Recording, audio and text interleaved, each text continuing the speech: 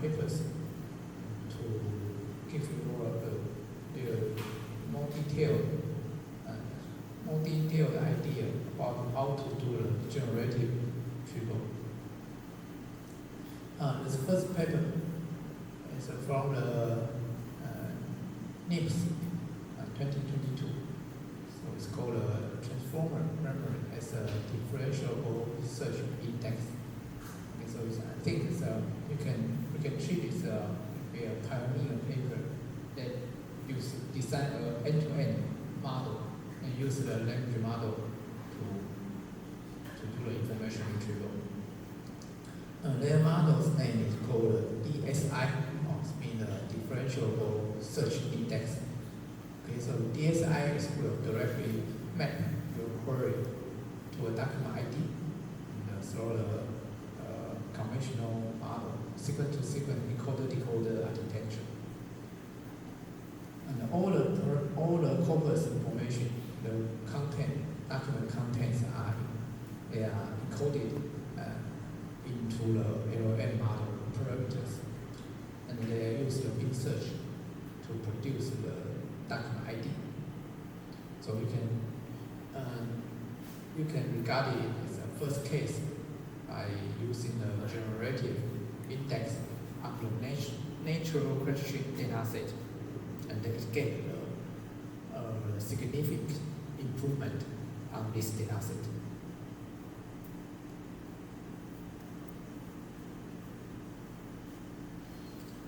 This figure shows a comparison between a conventional dual encoder method and their proposed method.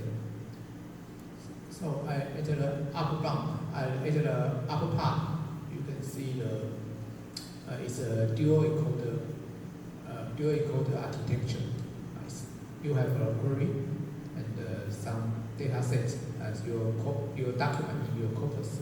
So all that they will throw an encoder to generate their vector. So it's the vector of your query, and then the other two are the vectors of in your database documents. And generally, they will use some like the contrastive loss to train, to fine-tune, to tune the encoder. For example, your query, if the query is very close to this document, so according to your ground truth, then we can make them closer in the vector space. So if this document is a negative one, they are dissimilar to your query, so they should be far away. So we can use the contrast learning to tune, to train your encoder, or to generate a better vector space.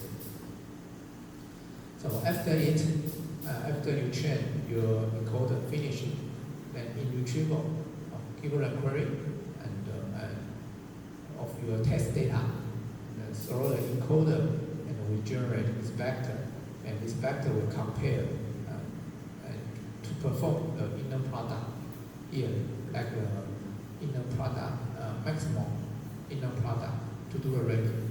So you just compare and calculate the inner product between your query vector and all the database vector, and finally you will return to the ranking to return the top K result to the user. Okay, so it's a conventional one. And in their method, DSI, okay, so how they do it. So given your query and your database documents, and we throw the encoders to generate the vectors like this. So it's similar, but this vector will throw the decoder and to generate the document ID directly. So we just generate they will generate the document ID here directly, unlike the dual models. Okay, so we generate it and they use it and use the bin search, constraint bin search to generate your final like this. Okay, so it's a comparison between the conventional one and the proposed method. Okay, so this table also summarizes and showing the papers, the summarize the different way, like TF-IDF or the dual encoder and the proposed method. Okay, so we just recall again. So in TF-IDF is a sparse retrieval, and we will build a liberty index mapping between your turn and the document. Then perform to do the ranking, the retrieval, just to calculate these functions like this. Okay, to calculate their similarity. And for dual encoder, it's a dense retrieval. So dense retrieval, you will generate a dense vector for each document in the query, and we will also build a table to record or to store all the vectors, and then perform the inner product to calculate, find the maximum one. And the method, we will address how to do it.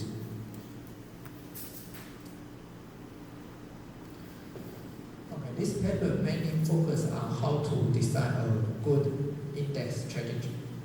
Okay, so here are some issues. First is how to index.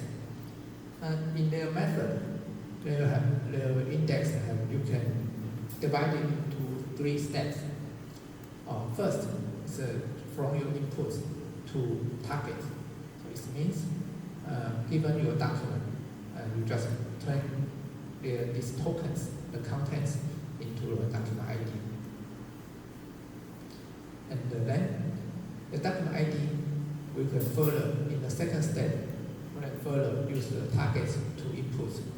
This means we turn the document ID to the document tokens. Okay, so in your training, we can try, okay, so given the document token, given the document, okay, we generate this document ID. And the reverse, we use the document ID, we hope we can generate the corresponding document ID, the corresponding document content of these tokens. So we just use this tool to formulate a bidirectional training way, bidirectional learning strategy. So we just co-train the input to target and the target to input. We just train them together. So this is a way they design to train their index. And alright, so what is used during the training, the index training function? Okay, they propose to use these 3 types and to as their training materials. The first is the direct index.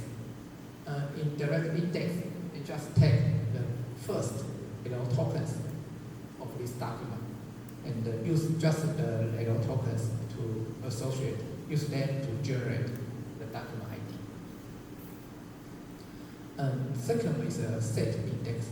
The second index, here they will just remove some repeating terms and use unique terms to do the direct index again. Okay, so just remove some repeat terms and then find the top tokens to do the index. And the final type is they will make the chunk documents. So the document content will separate into several chunks. Okay, so maybe each chunk is contain maybe 5 sentences, and use this sentence and in 2 chunks, and each chunk will just map them into the same document ID. Okay, so they use 3 different types to do the index.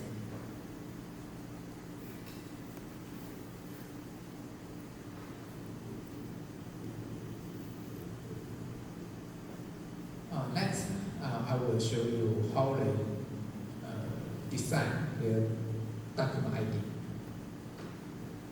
There are 3 methods they propose here to design their document IDs.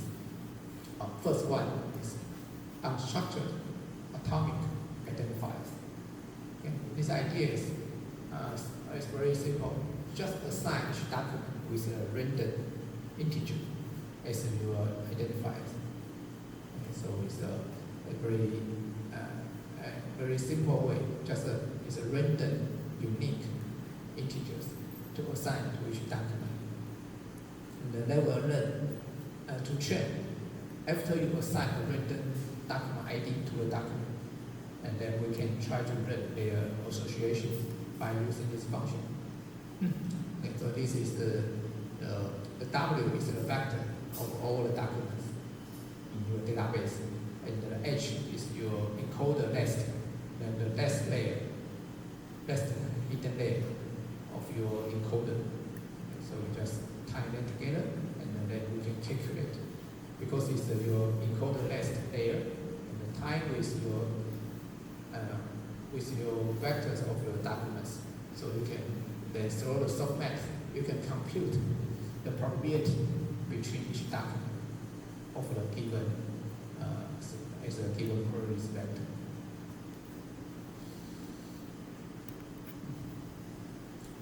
So these figures illustrate the idea. So given a query and through the encoder and the decoder, okay, I will generate the vector and generate a vector and then time with your last layers parameters, and these last parameters will reflect how many documents in your data set. I suppose we have three. Three documents in your database, and your queries vector will throw your last layer. You can compute the probability to each one, and then we can output our results. Okay, so it's just if you want to retrieve the top case documents, so you only output your list through the softmax, you will get the logits. The logits, use the logits to throw the softmax, you can turn it into a probability, and the probability is you just use this to return the top K to the user. Okay, so this is method one.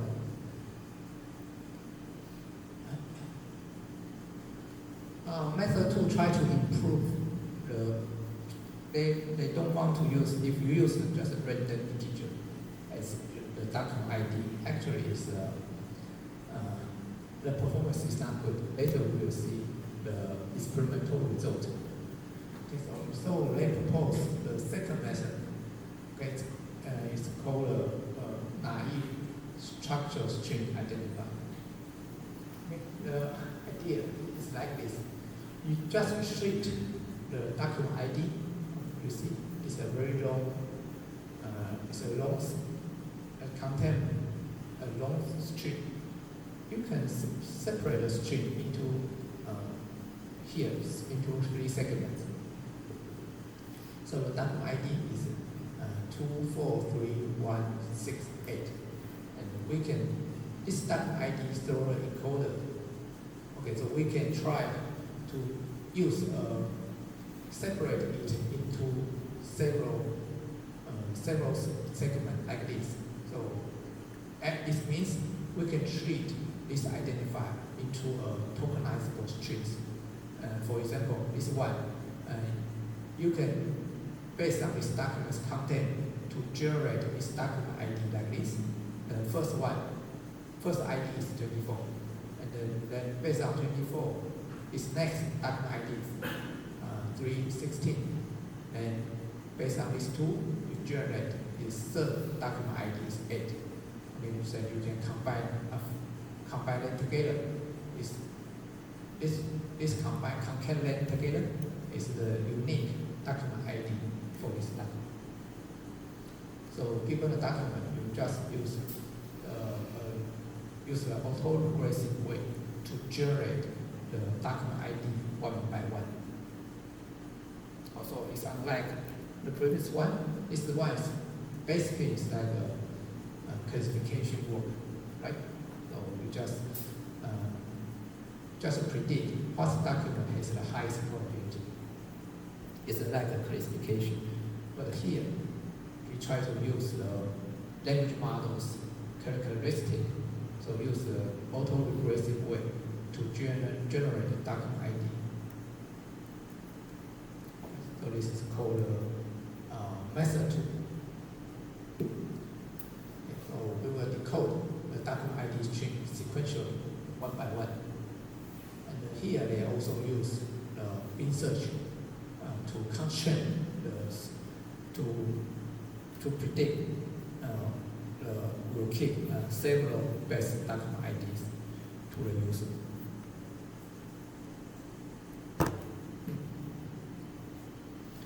And for the third method they propose, it's called a semantically structured identifier.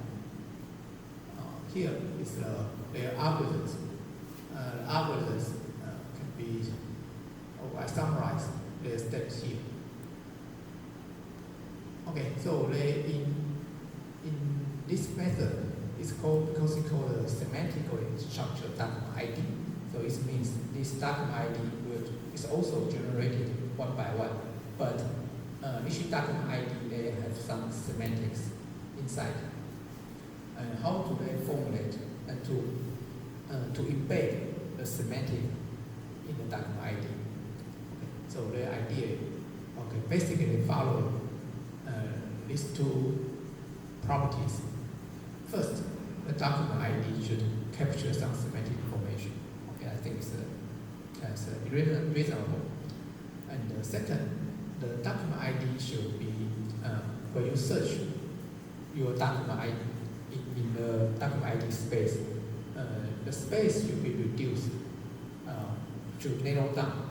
Okay, it can be complete by using the bin search. So based on these two properties, they propose their idea like this. All the document database are clustered into 10 clusters. Okay, you can use k-means. So it's just expressed here. You can see the first 4 groups from 0 to 9. This means I will divide the original database into 10 clusters. Okay, so I just perform the k-means to do the clustering. And for each cluster, then if it contains more than 100 documents, then I will split this cluster again to generate these subclusters to make it smaller. Okay, so we will repeat it until it's to generate a hierarchical cluster. So any problems? Okay, so this algorithm just summarize the general idea.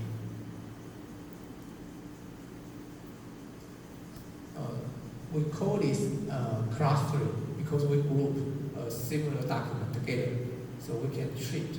Okay, each cluster we can assign a cluster ID, and this cluster ID contains some semantic information. Okay, because a similar document are just grouped together, so we can think. Okay, this cluster has a similar content, and they have some semantic information, and we can use the cluster ID as a document ID. Okay, so this is called a semantically structured identifier. Okay, any problems? So the semantic is generated because it performs a clustering. So this is why they call it semantically structured.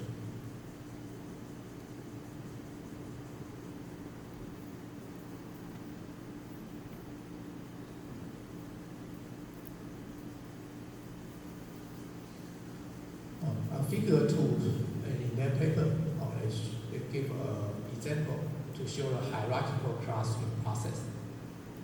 This is your first or your old documents in your top space, and then we perform a k-means to do clustering. And here we separate into 3 clusters. And there is a cluster 1, 2, and 3. And each cluster, if they contain too many data, and we will separate them further into a subclusters. Okay, so you can see class 2 is separated into 1, 2, 2, and 2, 3. 3 subclusters belong to cluster 2. Okay, so this is the way we build a hierarchical clustering like this. Okay, so based on this clustering structure, then when we perform this, to try to generate the document ID given the query, it generate perform a big search. So you can imagine that you are navigating this structure and from the top. Okay, you just check, use your query content to generate your first cluster ID. Okay, so suppose it's 2. Then use this to generate your second document ID. Okay, suppose it's 23. Okay, so by using the bin search, okay, bin search means you will find several top K. But here in this case, we just find the best case for a simple illustration. Okay, but they actually perform a bin search. They will find several search paths and return to the user. And here we just perform return the best path to the user. And so you through the decoding, you find you get your document ID is 2 and 2, 3. 2, 2, 3. And here is wrong in the paper. That should be 2, 2, 3, not 2, 3, 3.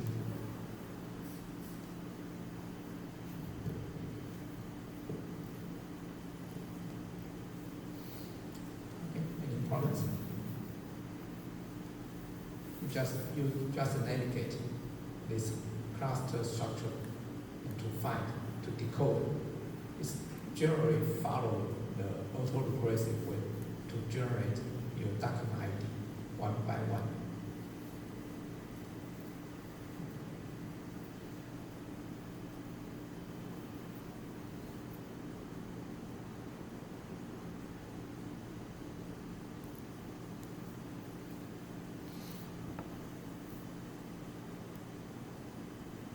In their training, they optimize through the closed entropy loss.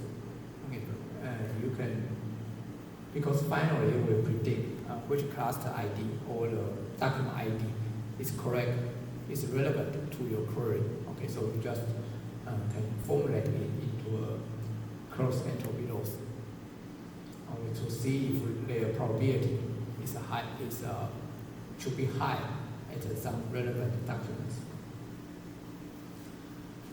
They also, in their loss function, they use the index and the retrieval test. So as we mentioned in our past 1 hour, and we show that we have 2 loss functions, right? One is your index loss, and the second is your retrieval loss.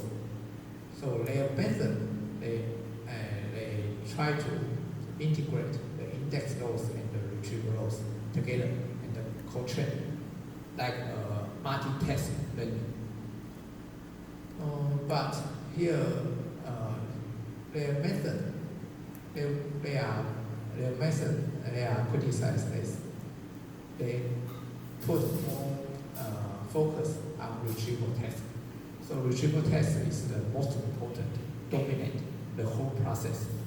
Okay, so if your retrieval is not good, so if the index is not good enough, your retrieval test is also failed. So this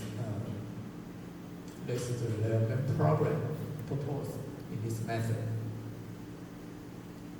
Okay, so if you want to make the retrieval better, you need to learn the index well enough.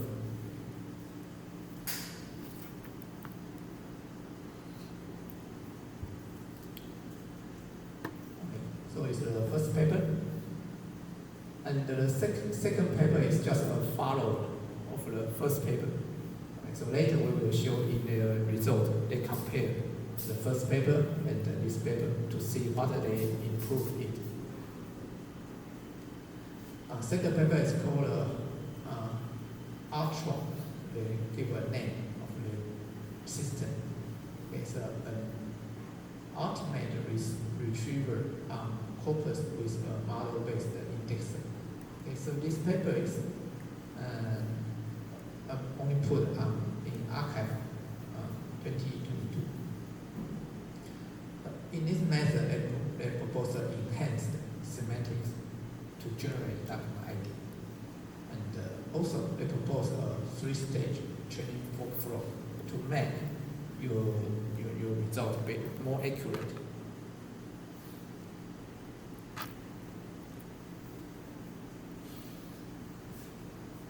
So again, we compare these 3 different information retrieval. Okay, this one is a sparse retrieval. Okay, sparse retrieval. Okay, and the middle one is a dense retrieval. And their method is called Ultron. Okay, the Ultron in here, you see, they use this language, sequence to sequence, encoder to decoder. And then in this decoder, in the decoder, we will use a constraint research to generate your document ID.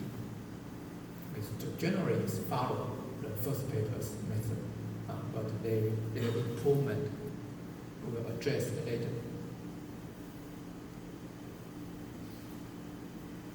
Okay, they use the same backbone of the first paper. They use the T5, the sequence-to-sequence model.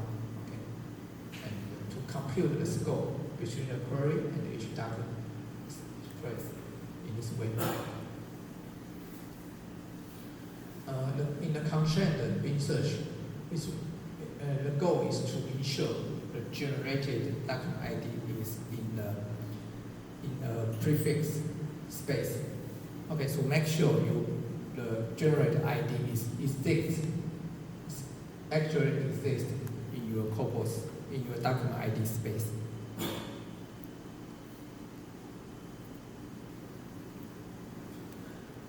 Here is their design for the document ID.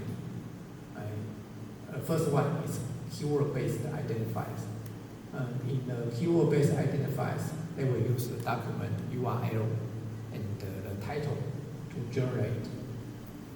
This example shows that if we use the URL of this document and also use the title, and we use these two as their keyword to generate your identifier. And so you see, we use the URL and the title to do use this token to do tokenization. Use this word. After we get a token, we can convert it. Just use some embedding to convert it into a document ID like this. So it's called a keyword-based document ID. And the second design is the semantic-based ID. Okay, so in semantic-based, we use the clustering ID, use the clustering technique again. So here they will use the content of this document and also the title. And use these two serial encoder, we will generate a vector. And this vector, we will separate it into several segments. For example, we segment into 3 segments. And each segment, we will generate its document ID. This is called a product quantization. So we just separate it into 3 segments. And each segment, for this, each segment is just a 2-dimensional vector. We will perform a k-means to generate to do the cluster, to generate their code, the cluster. Use the cluster ID as the document ID. So it's the way they call is the semantic-based identifier.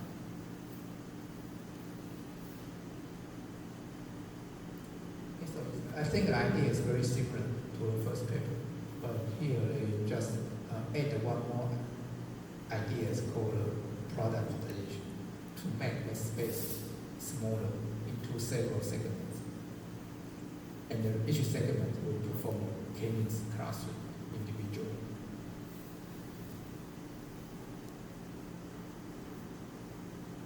Okay, any problems?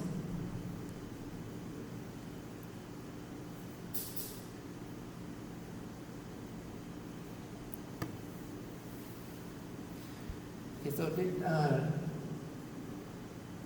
this one is their first contribution, okay, to improve the first paper. The second contribution of this paper is they propose 3 different stages of the workflow to train this model. Okay, so the three stages here, A, B, and C. Okay, so here we see, given a document, we will check the information from it. So we will check some keywords, some terms. You see the green one is the terms, some important terms, and also retrieve some passages. So passages is just retrieve some sentences in the document. Okay, so the yellow part is your passages. So we check the passages and the terms. Okay, so from your document, we will use it as our knowledge, and use the passages and the terms, and then go and use it as into the system, and then following the previous the proposed method to generate the document ID. Okay, so here is already we use the generate the ground truth key. Given a document ID, okay, we can generate the represented document ID here.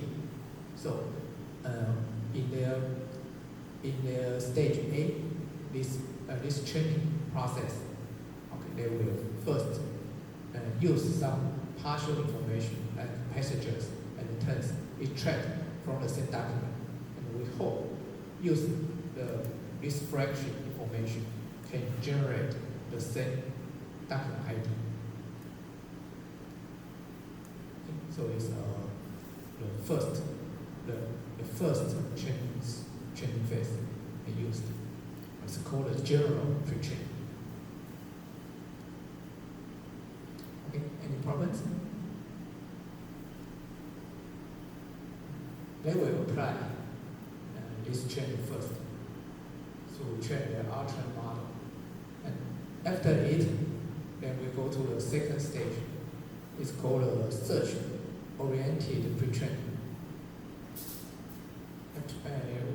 We use it to further to tune the outcome.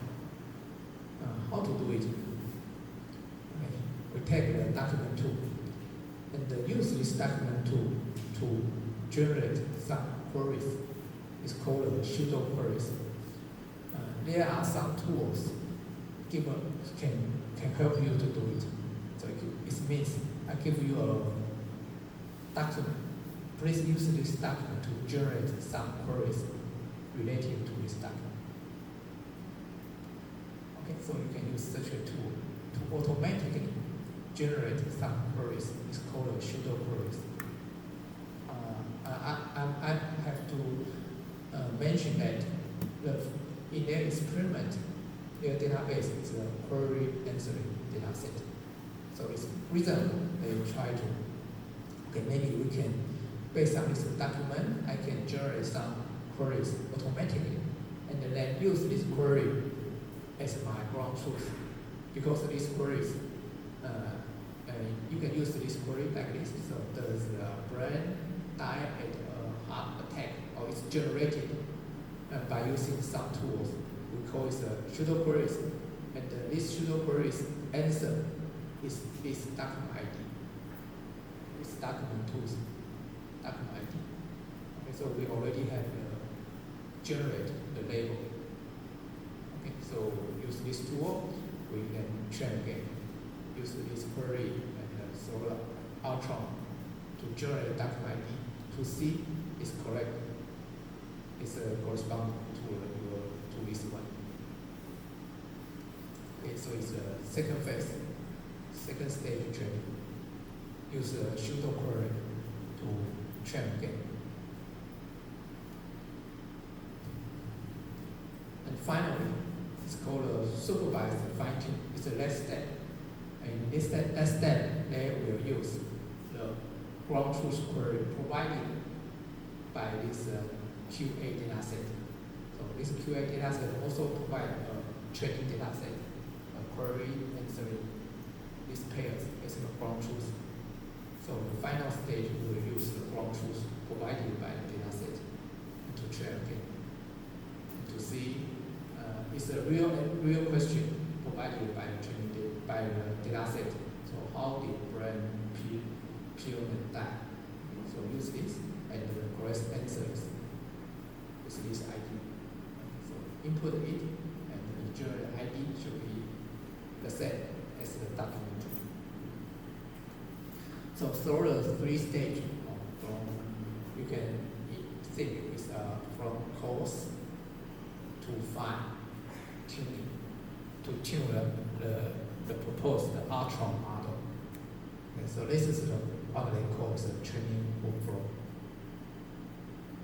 through the three stages.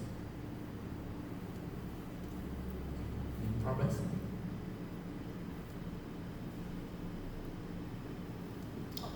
稍微讲一下这个 training 他提出，他如果直接传统做法就直接拿这个正确的答案去做，他觉得效果不佳，他觉得应该要循序渐进的去训练。所以这个 document 图我们先用这个模型，假设产生出一个所谓的 document ID， 像这样，这个我们就把这个当作是我们正确答案，就是我们正确答案跟它，这个是我们的答案是这样。好，那我们现在就分3个阶段去训练这个模型。好，第一个阶段的话，我们先从这个文件里面去抽样，随便选几个句子，选几个单词出来，就是选几个短句，选几个那个关键字出来，然后用这几个字就当做是一个 document 2的分身嘛，就是一个缩小版的，然后就丢到这个 Artron 去产生它的 ID， 看看是不是跟这个一样。你可以看到上面都是用那个 close ending， 所以最后也是要看你产生的 ID 是不是几率是最高的。好，这是第一个阶段。然后第二个阶段的话，它是用一种所谓的假 queries，pseudo queries， 就是你用这个 document 2呢，用某些工具，它这个工具可以，你给它一个文件，它会帮你产生问句，这个问句的答案就是这个 document 2。好，这个是这个任务的一个。就是我跟你说这个问题，请问它的答案跟哪一个文件有关？所以最后要告诉你说那个文件的编号是多少。所以你可以用这个工具，给你一个文件，去产生这个文件相关的几个问题。比如说产生了3个问题，那这3个问题它的正确答案应该就是要这个 document 2的它的那个编号。所以你就可以去算出来的几率是不是正确的。然后最后第3个阶段才是正规的训练，就是我有这个资料集的，它本来就提供的训练资料，那这个训练资料就是给你这个问题，它的正确答案就是它，这个就是本来官方就提供的这个训练资料，所以就用这个最后阶段就用这个官方提供的训练资料再去训一次，那这样他发现这样循序渐进的三阶段这样训练，效果都是最好的。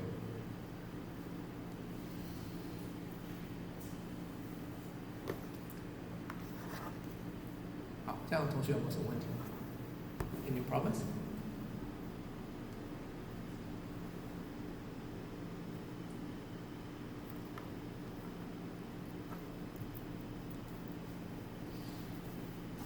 So we summarize the performance here.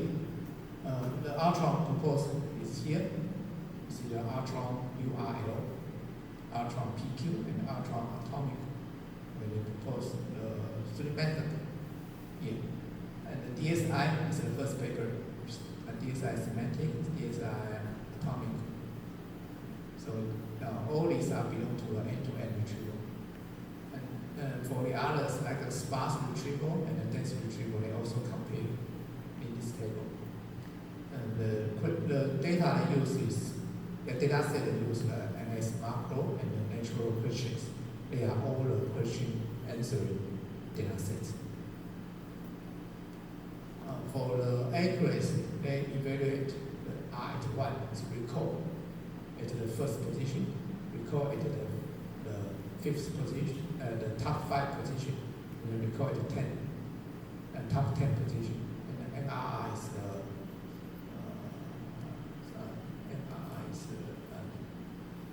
sorry, I forget what is the abbreviation. Okay, but it's also a recall measure.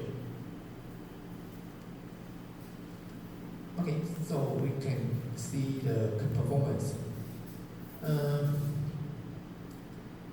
First, I want to show you, indicate that consider the model parameters. The model parameters here is the model they use to do index and many for index. Okay, so you can see that in some dense retrieval, they use like the bird or the T5. Use this model to do the dual encoder model. So the parameters they use is 220 million parameters. How about for end-to-end retrieval? The end-to-end retrieval, they use their parameters of their models is larger. So you see the DSI is a bit more large, but DSI atomic was very large. For the proposed method, ultra and ultra atomic, okay, you can see. So actually, this end-to-end retrieval, they have large parameters compared with dense retrieval. Okay, so remember before we say that end-to-end retrieval, generative retrieval should use less memory, right? But why here they use more parameters?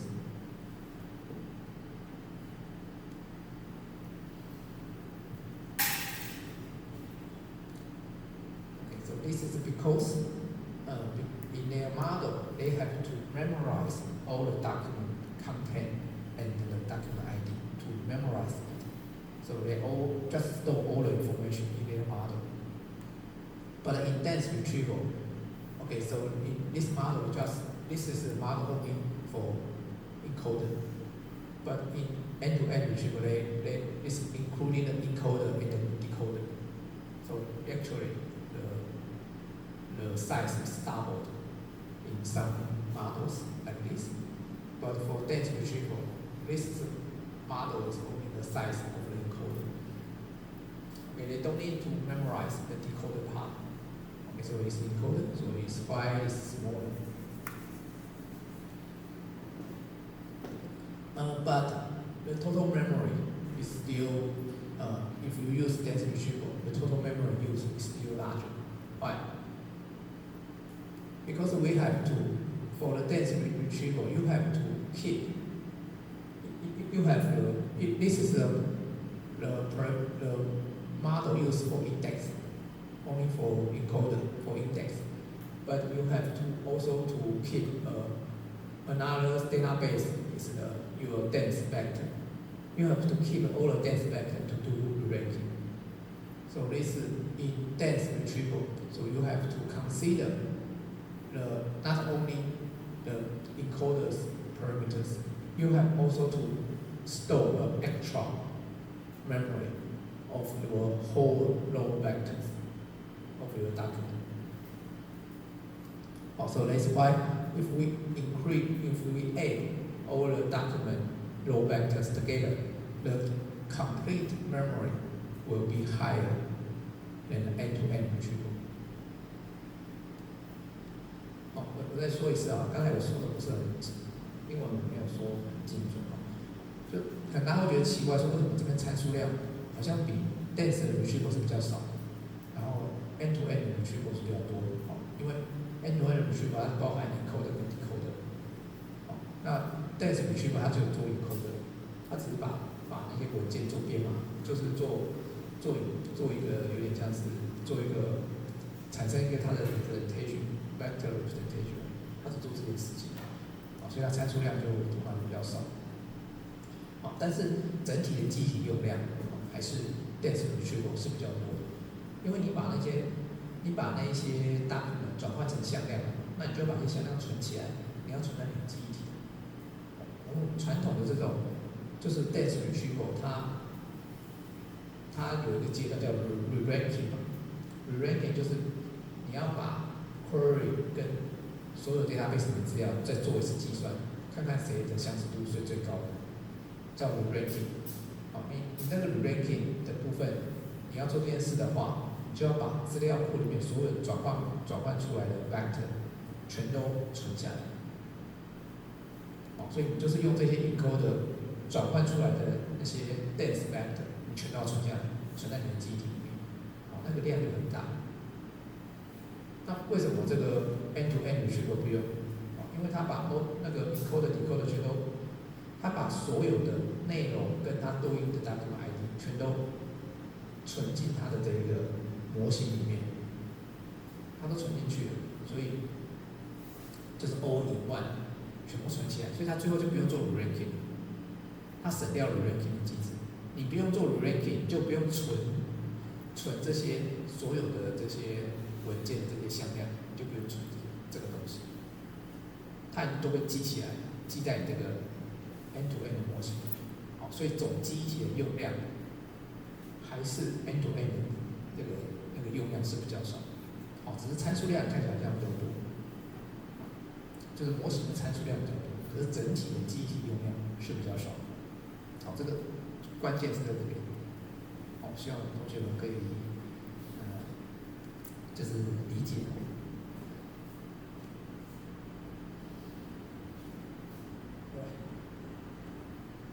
有没有什么问题？对于刚才中文解说的部分。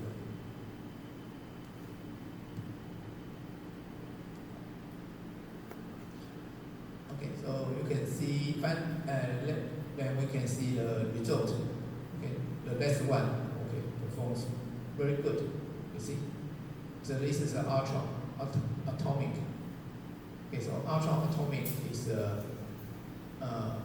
can achieve the highest performance. So the atomic is actually is the same as the DSI atomic. Okay, use a random integers to generate the document ID. So it can achieve the highest, but not that. It use also use the most memory. So we also want to highlight that you should consider use like ultra PQ. Ultra PQ just ahead of the ultra atomic, and its accuracy is just a little bit lower than the ultra atomic. So it's used much less memory, and it's a comparable result. So this figure I want to highlight. Okay, the ultra PQ should be that can achieve a balance between the memory usage and the accuracy. So if they use less memory, and it also can have a faster inference speed.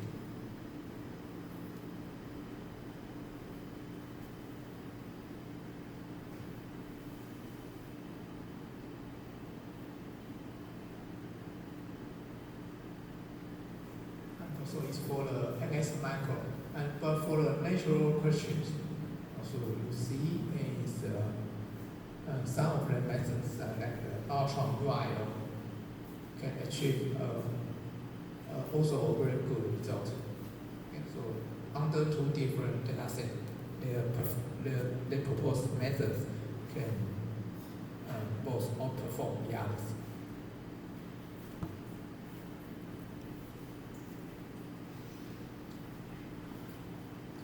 The third paper is published in CIR 2024. It's a generative retrieval your turn set generation. Here, the main idea is they try to select terms, the most important terms, to represent the document. And these terms should summarize the semantic of the document, and so that they are selected to generate the document ID. And also, they propose if when you generate select the term set, they can be performed in any permutation order, but they still generate the same document ID. Okay, so there's the two main things they propose in a method. Okay, this method show this figure show the comparison, okay, between the conventional method and the proposed method. In conventional method, the query is like this. So what is the sorting level in white bread? Okay, so if you use this query to do the inference, you see, beginning of the search from here. Okay, so first you will, because the first word is what, you will go this path, and is the. Okay, but the next you go to the wrong way, the sorting. Okay, because you just follow one by one the query. Okay, so you go to this way, but the following content is incorrect to the query. Okay, so you just go to the wrong way and retrieve a wrong document like this. In their method, they say, okay, we should overcome this problem, so we should perform term selection first.